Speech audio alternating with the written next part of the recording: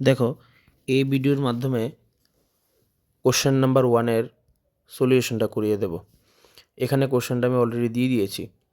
দেখো কী বলেছে, the Raniganj coal company limited took from Ram a lease of the coalfield of the period 25 year from January 1, 2011 on a royalty 50 paisa per ton. যে রেটটা দিয়ে দিয়েছে সেটা কত? 50 পয়সা পার টন বলে দিয়েছে। উইথ এ মিনিমাম রেন্ট কত? 30,000 পার ইয়ার and power to recoup short working during the first 3 year of the lease. The annual output was follow. এখানে আউটপুটগুলি দিয়ে দিয়েছে। আর কোশ্চেনের মধ্যে দেখো কি মেনশন করে দিয়েছে, কোশ্চেনের মধ্যে বলে দিয়েছে যে রিকুপ করতে হবে ফার্স্ট 3 ইয়ারের মধ্যে কিন্তু, ঠিক আছে। তো আগে আমি ইয়ারগুলি বসিয়ে নিই। কত কত আছে? 2011, দেন 2012, তারপর 2013, তারপর বসাবো 2014। ওকে, ইয়ারগুলি বসিয়ে দিয়েছি।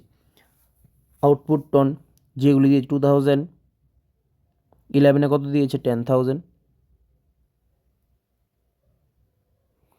তারপর 2012 কত দিয়েছে? 70,000। 2013 কত দিয়েছে? 80,000। এবং 2014 কত দিয়েছে? 1,20,000। ওকে, দিয়ে দিয়েছে। মিনিমাম রেন্টটা যেটা 30,000, এরপরেরটাও 30,000, তারপরেরটাও 30,000, এরপরেরটাও 30,000। তো আমরা অ্যাকচুয়াল রয়্যালিটি কীভাবে বের করি? যেটা আমার দিয়ে দিয়েছে পার টন করে দিয়ে দিয়েছে। কত পার টন দিয়ে দিয়েছে? যে 50 পয়সা পার টন, 0.55 কথা অলরেডি বলে দিয়েছে। তাহলে এখানে যত থাকবে তার অর্ধেক 10,000, তার অর্ধেক কত হবে? 5,000। 70,000 তার অর্ধেক কত হবে? 35,000। 80,000 তার অর্ধেক কত হবে? 40,000। এখানে 1,20,000 তার অর্ধেক কত হবে? 60,000। ঠিক আছে, এগুলি ছিল year, output, actual royalty, minimum rent. এই 4টা করার পর এবার নেক্সট আমরা যেটা করব সেটা হলো এক্সেস ওয়ার্কিং। এক্সেস ওয়ার্কিং ঘরটা কি? এক্সেস ওয়ার্কিং হলো যখন মিনিমাম রেন্ট থেকে অ্যাকচুয়াল রয়্যালিটি বেশি হবে তখনই কিন্তু এক্সেস ওয়ার্কিং আসবে। কি বললাম? মিনিমাম রেন্ট থেকে যখন অ্যাকচুয়াল রয়্যালিটিটা তোমার বেশি থাকবে, মানে মিনিমাম রেন্ট যেটা এটা কম হবে, আর অ্যাকচুয়াল রয়্যালিটি যেটা এআর এটা কি অলওয়েজ বেশি থাকবে, তখনই কি আসবে? এক্সেস ওয়ার্কিং আসবে। তাহলে 30,000 আর এখানে কত আছে? 5,000। এটা কিন্তু 5,000, ঠিক আছে, 5,000। তাহলে 30,000 আর 5,000 এটা তো আসবে না, কারণ কেন? মিনিমাম রেন্টটা বেশি, এআরটা কম। এআর বেশি থাকতে হবে, এম কম থাকতে হবে। 30,000 আর 35, তাহলে এখানে কত হবে? 5,000। 30,000 40,000 কত হবে? 10,000। 30,000 60,000 কত হবে? 30,000। ওকে, ক্লিয়ার হলো? এবার দেখো সাফার্ডে কি হয়? সাফার্ড হলো যখন মিনিমাম রেন্ট তোমার বেশি থাকবে আর অ্যাকচুয়াল রয়্যালিটি কম থাকবে। কি বললাম? মিনিমাম রেন্ট বেশি থাকবে, অ্যাকচুয়াল রয়্যালিটিটা কমে যাবে, তখনই সাফার্ড আসে। তাহলে মিনিমাম রেন্ট বেশি এখানে 30,000 আর অ্যাকচুয়াল রয়্যালিটি কম, মানে কি গ্যাপটা কত? 25,000। বাদ বাকি কিন্তু আর একটার মধ্যে এখানে আসবে না, আর কিন্তু একটার মধ্যেও আসবে না। কারণ কেন? বাকিগুলির মধ্যে কিন্তু এ আর বড়, এম ছোট। আমরা কি বলেছি? যে মিনিমাম রেন্ট বড় হতে হবে, এ আরটা কম হতে হবে, তাহলেই সাফার্ড আসবে কিন্তু। তাহলে সাফার্ড এখানে চলে গেল। এবার রিকুপ। মনে রাখবে, রয়্যালিটি অঙ্ক করার সময় প্রথমেই দেখতে হবে যে আমার কয় বছরের মধ্যে রিকুপ করতে হবে। এই যে ফার্স্ট 3 ইয়ার, 3 বছরের মধ্যে কিন্তু আমার রিকুপটা করতে হবে। ওকে, তাহলে এখানে 25,000 হয়েছে সাফার্ড, আর এক্সেস ওয়ার্কিং কত আছে? 5, 10, 30। এই এক্সেস ওয়ার্কিংয়ের উপরেই কিন্তু রিকুপ হয়। কারণ এক্সট্রা টাকা যত থাকবে এটার উপরই তো রিকুভ হবে। তাহলে আমার মানে যে গ্যাপটা এটা কত 25,000 হয়ে রয়েছে। এখন এই 25,000 আমার কমপ্লিট করতে হবে, তাও কতর মধ্যে, থার্ড ইয়ার 3 বছরের মধ্যে। তাহলে এটা 1, এটা 2, এটা 3, মানে কি এইগুলির মধ্যে আমার পূরণ করতে হবে। তাহলে এখানে 10 আর 5 তো 15, আমি কিন্তু থার্ড নিতে পারবো না। নিতে পারতাম যদি এখানে 3 ইয়ারের কথা যদি না বলতো, এখানে 3 ইয়ার বলেছে, তো 3 ইয়ারের মধ্যে তো আমার এক্সট্রা যে টাকাটা রয়েছে এটা তো 10 আর 15,000। তাহলে 25,000-এর মধ্যে আমি প্রথম বছর রিকুপ করে দিলাম কত, 5,000, যেটা বেশি ছিল 5,000। ওকে, দেন তারপরে কত করব পরের ইয়ারে 10,000, মানে 25-এর মধ্যে আমি 15 করেছি। তাহলে আরও কত বাকি, আমার ছিল 25,000, তার মধ্যে আমি 15 করেছি, মানে কি আরও আমার 10 বাকি। এই 10 আমি সাথে সাথে রিটার্ন অফ করে নিচ্ছি। রিজনটা কি, কারণ 3 বছরের কথা বলেছে, 3 ইয়ার কথা বলেছে, তাহলে তো আর আমি নিতে পারবো না, তো এটার সাথে সাথে আমি রিটার্ন অফ করে নিয়েছি। এবার দেখো সিএফ কত হবে। তাহলে ফার্স্ট ইয়ারে কত আছে 25,000, তারপরে কত ছিল 20,000, কেননা এখানে 5,000 রিকুপ করা হয়েছে, আর বাকি 10,000 রিকুপ করার কথা যেটা ছিল এটা রিটার্ন অফ করেই ফেলেছি, তাহলে তো বাকি থাকবে আর কত 20,000 না। এরপর এগুলি তো আর হবেই না, এটার মধ্যে তো আর এগুলি হবে না, রিটার্ন অফের মধ্যে শুধুমাত্র 10,000-এরটাই তো হবে, আর 5,000 এটা তো হবে না। এবার দেখো অ্যামাউন্ট পেয়েবেল, মনে রাখবে অ্যামাউন্ট পেয়েবেল কখন হয়, দেখবে আমাদের যে এখানে অ্যাকচুয়াল রয়্যালিটি আর মিনিমাম ব্র্যান্ড, এটার মধ্যে যেটা বেশি থাকবে, বিগার যেটা থাকবে, হায়ার যেটা থাকবে, এটাই কিন্তু আসবে অ্যাকচুয়াল রয়্যালিটি আর হলো মিনিমাম রেটের মধ্যে যেটা বেশি থাকবে। এখানে 30,000, 5,000 মানে রিকুপ আছে, তো 30,000-এ আমার অ্যামাউন্ট পেয়েবেল হবে। তারপরেরও সেম 30,000, 35, কিন্তু 35 বসার কথা, আমি কি বলেছি এ আর এম এর মধ্যে যেটা হায়ার হবে, নিয়মে কিন্তু 35 হওয়ার কথা, কিন্তু 35 হবে না। কেন হবে না, কারণ এই বছর কিন্তু অলরেডি আমার রিকুপ আছে, তার মানে কি আমার 30,000-ই বসাতে হবে। তারপরেও সেম 40,000 বসার কথা, কিন্তু বসাবো কত 30,000-ই বসাবো, কারণ এই বছর আমার রিকুপ আছে। 3 বছর যাওয়ার পর তো এই বছর আর কিছু নেই, তার জন্য হায়ার কোনটা বেশি, 60,000 বেশি, তার জন্য আমার অ্যামাউন্ট পেবেল আমি 60,000 বসিয়ে নিয়েছি।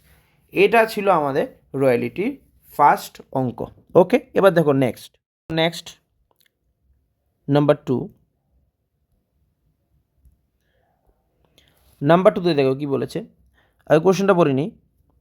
The Bengal coal company limited hold a 10-year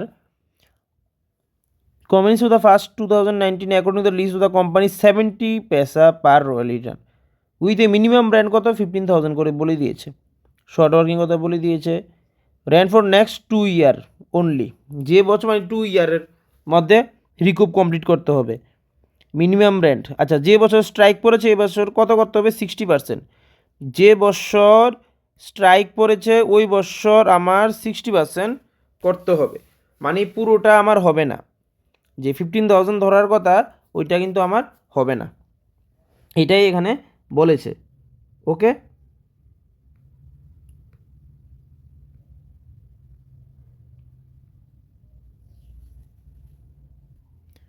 তো দেখো এখানে ইয়ার দিয়ে দিয়েছে 2009, 2010, 11, 12, 13, 14 অবধি দিয়ে দিয়েছে, 14-এ লাস্টে স্ট্রাইক পড়ে গেছে, তো যে বছর স্ট্রাইক পড়ে যে বছর 60% ধরে করতে হবে। তাহলে আমি আগে ইয়ারটা বসিয়ে নিই, 2009, 2010, 2011, 2012, 2013, 2014, এই 60%টা কিন্তু 2014-এ হয়েছে। আউটপুটগুলি যা যা দিয়ে দিয়েছে বসিয়ে নিই, 10,000, 12,000, 25,000, 20,000, 50,000, এটা কত হবে?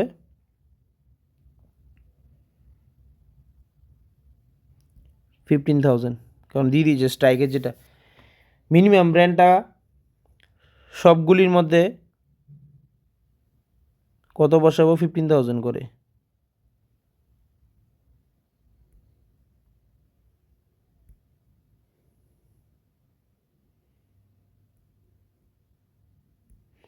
এরপরে শুধুমাত্র আমরা 60% করবো।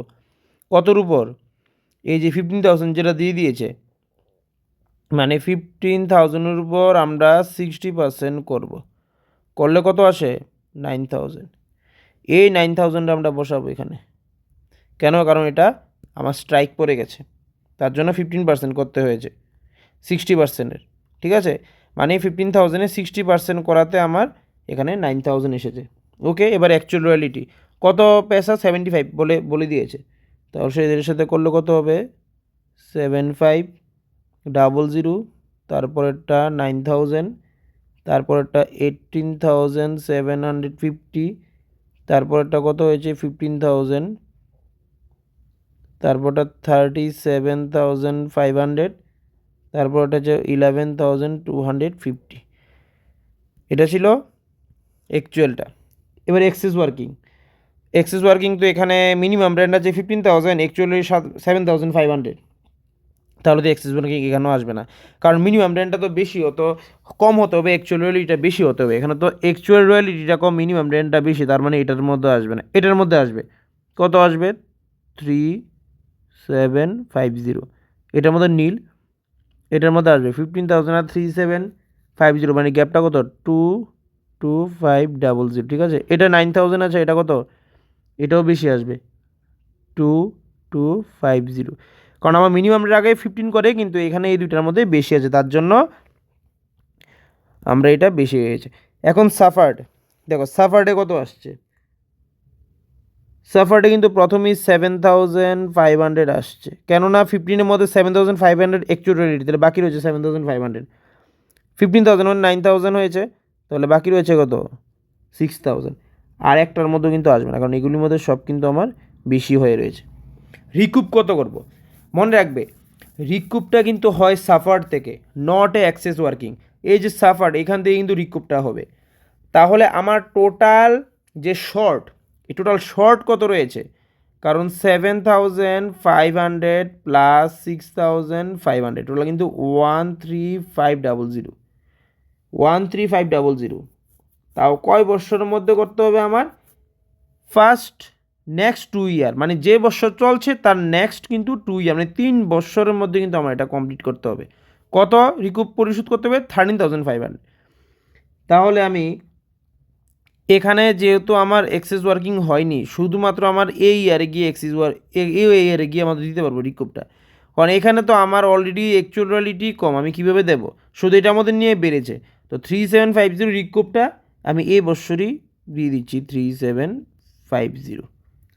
ওকে, এবং আমার যে বছর চলছে তার নেক্সট 2 ইয়ার, তাহলে যদি আমি এই বছর চলে 9-এ যদি চলে, তো 10 আর 11 নেক্সট 2 ইয়ার, তাহলে তো আমার এই বছরই আবার কিন্তু রিটার্ন অফ করে নিতে হবে 3,750, কারণ 13,500, এই 13,500-র মধ্যে কিন্তু আমি শুধুমাত্র 3,750 দেওয়া হয়েছে, তাহলে কিন্তু অলরেডি আমার 9,750 কিন্তু রয়েছে, 9,750 কিন্তু পুরোটা রয়ে গেছে, তার মধ্যে 3,750 দিয়ে চেয়েছি, তাহলে 9,750 যে আছে আমার, যে হয়েছে 9,750 থেকে 3,750 চলে গেলে থাকবে কত? 6,000। কীভাবে হয়েছে দেখো, এটার পুরোটা ব্যালেন্স কত আছে? 1350 না, তো 1350-র মধ্যে মাত্র 3,750 দিয়েছি, তো এটাই তো রিটার্ন করেছি। এই অ্যামাউন্টটার থেকে 3,750 চলে গেলে থাকবে কত? আরও 9,750 থাকবে।